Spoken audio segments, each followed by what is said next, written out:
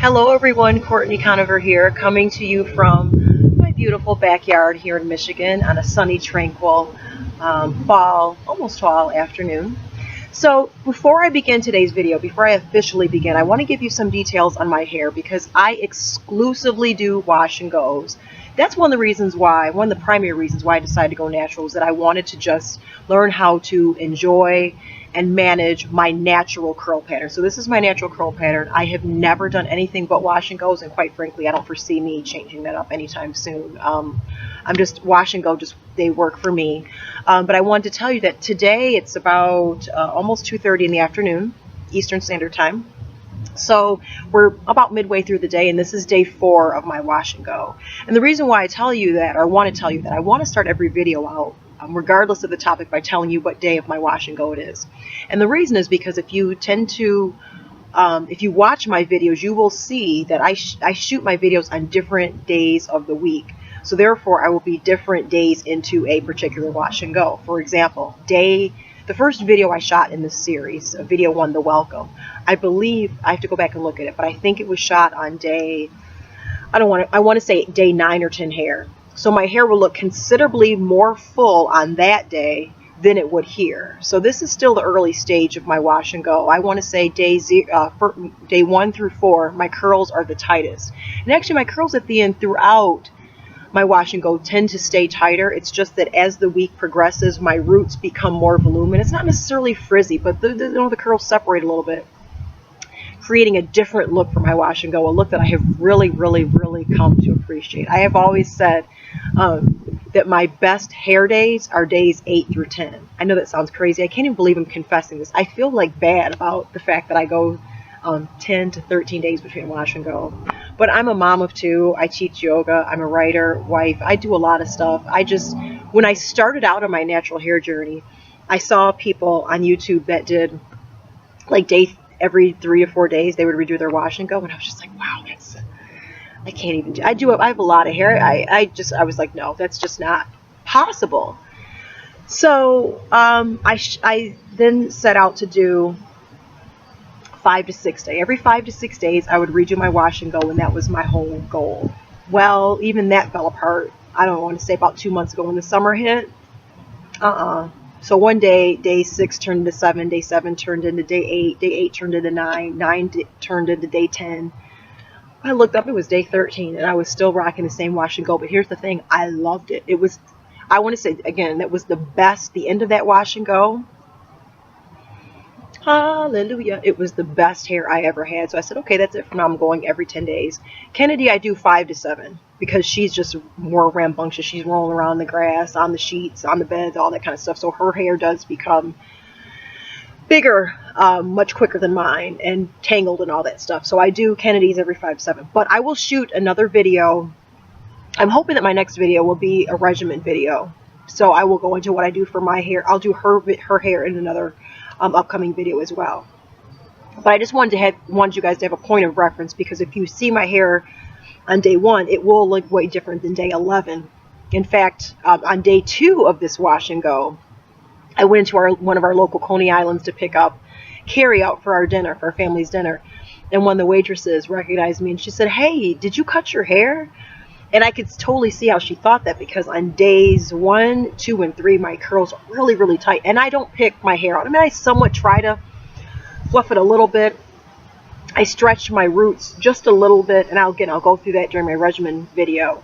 But I don't like go crazy with the pick and really create the voluminous hair. I let the voluminous hair kind of evolve naturally as each day progresses.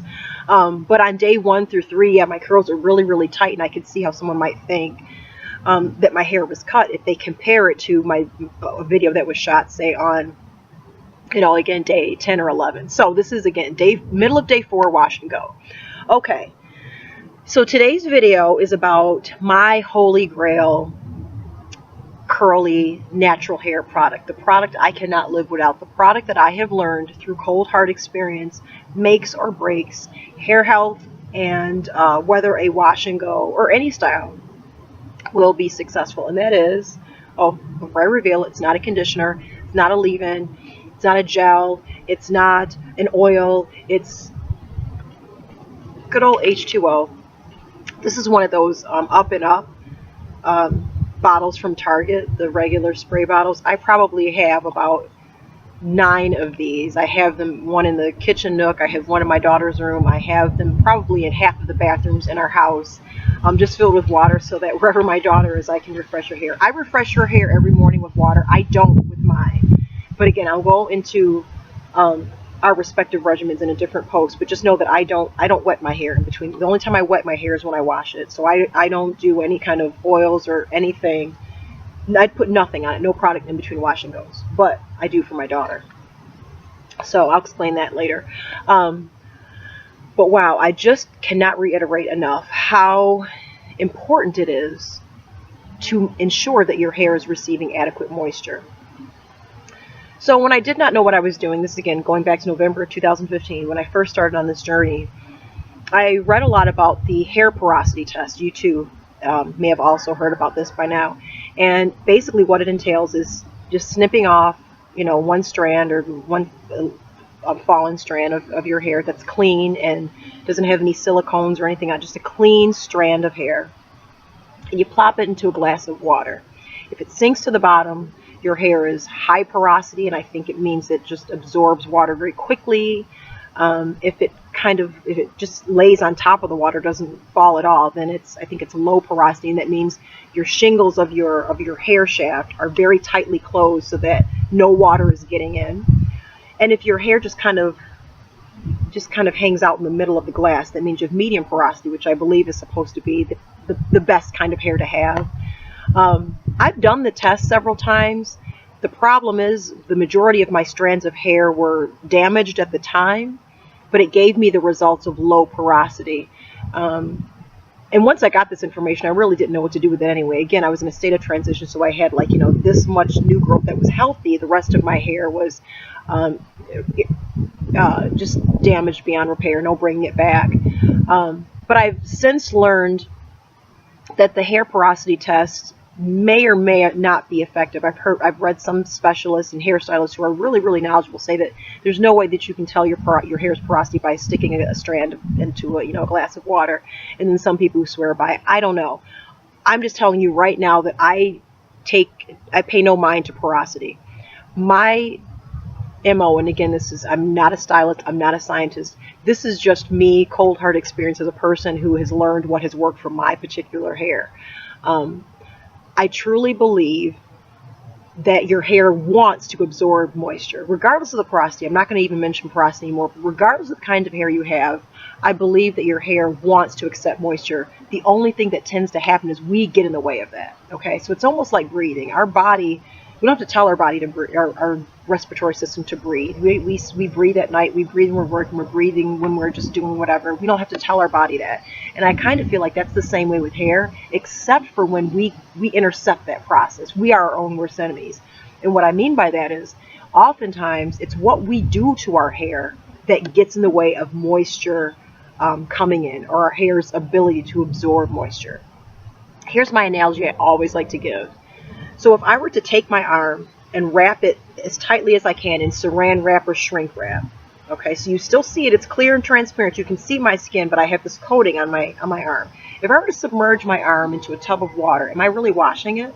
No, I mean, it looks like I'm getting it wet and all that stuff, but really that barrier, that plastic barrier, is keeping that moisture out, essentially. And that is the way I perceive silicones, oils, shea butters, coconut oil in particular.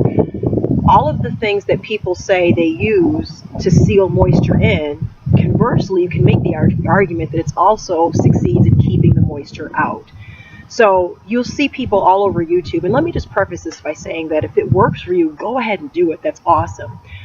But I'm really including this in today's video because there may be a lot of people out there like me who in the beginning did not know.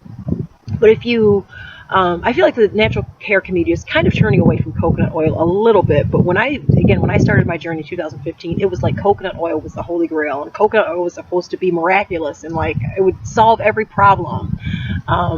And it didn't for me. In fact, it made it considerably worse. So shea butter, the same thing. I didn't experiment as long with shea butter, but I learned that the results were almost the same, meaning that just something wasn't right with my hair. Did not gel with it at all. And when you say, well, how will you know? You'll know. It's just, you just know that it wasn't right. And like I said, there are a ton of people that can use it. And if it works for you, then go ahead and do it. I'm all about what works. But again, I'm specifically speaking to people who are trying this and they're wondering, well, I saw so-and-so use this product that was, had shea butter as the first ingredient or coconut oil in the first ingredient, and it worked for her and her hair looks awesome. How come mine is not working? Well, then just don't use it. But one of the primary reasons why I I 100% eschew or avoid silicone, shea butter, and coconut oil is because of that very reason. It coats the hair. So I feel as if I don't want to be a barrier, right? I want my hair to readily absorb moisture. So therefore, I don't put anything on it that would cause me to have to remove it in order for the moisture to get in, right? So my theory is that if I were to put my silicones on my hair right now, or oils, heavy oils, that means I would have to remove that oil, right, when it's time for me to replenish and re-wet my hair, because otherwise I'm just putting water on top of that saran wrap, right? I just don't have the time to clarify to that degree. So the way I get around that is I only use conditioners and gels that are shea butter, coconut oil, and olive oil, or excuse me, coconut oil, shea butter, and silicone free. So I don't use any oils at all. There might be some little oils tucked down in one of the ingredients of my shampoo or conditioners, and I can deal with that, but I don't put oil in its purest form on my hair or my daughter's hair. And that is just what's worked for me. If it works for you, go ahead and do it. But again, I'm speaking to those people who are trying this and you're getting frustrated because you're like, why is it?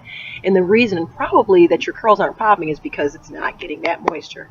Another great analogy I like to use, and again, not a scientist. I'm just a person who learned what worked for me through cold hard experience. But I was someone, if you've read my story, you already know this, but I'll give you a little bit of a synopsis in case this is your first video. I'm 40 years old. I did not know what my natural curls looked like or even how to maintain them until about a year ago, till I was 39. That's when I really became confident. I spent a year out at sea like Wilson in that volleyball and Castaway, literally floating, not knowing what the heck to do. I'm trying all this stuff. It's like throwing spaghetti on the wall to see what sticks. It took a year of cold, hard trial and error, frustration, near depression. Again, I will get to that in other posts, but just to give you a state of where I was, where I literally did not know what I was doing. But again, I have found through cold, hard experimentation that the main thing you need is water. A conditioner and gel and whatnot, those can be the cherry on top, but if you're not getting that water in, you're nowhere. You're just spinning your wheels. So again, going back to where I was before I went natural, I had been about nearly 20 years relaxer free, okay, but I had near waist length hair. Go look at the pictures. I have them linked to my blog and all that stuff, so you can see where I came from, pictures of my hair journey. Near waist length hair. Again, it was relaxer free, so it was natural, but it was damaged as hell. And the reason is because I blew dry, flat ironed my hair religiously, to the point where I would blow dry my hair, I would then flat iron it at 450 degrees. Oh, some squirrels are fighting in the tree. Flat iron it at 450 degrees. Oh my God, feels like they're going to come over here. One's looking at me. Anyhow, sorry. 450 degrees, and then I would take a 2-inch barrel curling iron, crank that up to about 400 degrees, and give myself soft waves. No lie. Half of our house, when I was all said and done, half of our house reeked of burning hair, to the point where if you came into our house from the garage, your nostrils would be accosted by the smell of burning hair. Okay, so again, my hair is natural, meaning it didn't have a relaxer, but it was so damaged. Anyway, my point is this. When I would wear my hair straight, what's the main thing? When you're wearing your hair straight, what's the main thing you run from? Water, right? So if I even knew that there was high humidity, the dew point was off the charts, rain was imminent, I had to get thee in the house to protect my straight blowout. So that means kids are playing at the park. Oh, I'm looking at the sky, see that rain cloud. Come on, kiddies, it's time to go. I lived like that. I lived in fear of moisture. But conversely, when you go to the other side and you become natural, what does your hair need? It needs that very thing that you have been trying to push off for years. Moisture, water, water, water, water. I can't say it enough. So again, in my next, I want to say my next video, I'm going to break down my regimen. Video after that, I'll break down my 4-year-old daughter Kennedy's regimen, which is remarkably like mine. I just have to do a little tactics, little things differently, because obviously I'm doing a 4-year-old here who does not like to sit still, and I've got, it's a race against the clock every time to do her hair in the bathtub. She has the attention span of a gnat. But I just wanted to impart this knowledge to you that I've learned about the importance of water. So whatever you're doing, please, please, please make sure you are not impeding the penetration of water into your strands. Your strands will thank you. You will see an almost immediate difference. And even if you don't see it immediately, keep introducing that water and keep making sure that you are not keeping that water out. And again, if you are using coconut oil, if you are using shea butter, silicones, if you are using those too, I really don't like silicones, but if you're using silicones too, just make sure that you remove them before getting that moisture in. And to remove silicones, to remove shea butter, to remove coconut oil, you're going to need a shampoo that either has sulfates or has the certain ingredients that's able to lift that product off your hair. So just make sure that you do that. I can't remember the names of those ingredients. There are a few ingredients that don't have sulfates, or shampoos that don't have sulfates, but there are a few ingredients that will still be able to lift that. I'm going to put those in the description box because I can't think of them off the top of my head. And the one that I am thinking about, I think I'm going to botch the name to the point where you won't even know what I'm pronouncing. So I don't want to do that. But I will put those in the description box. So hopefully you will find that helpful. Okay, this is going on, I think 17 minutes, way too long. I'm sorry, I am a motor mouth. But thank you so much for joining me. I will be back again soon with my regimen and then my daughter Kennedy's. So thank you. Bye.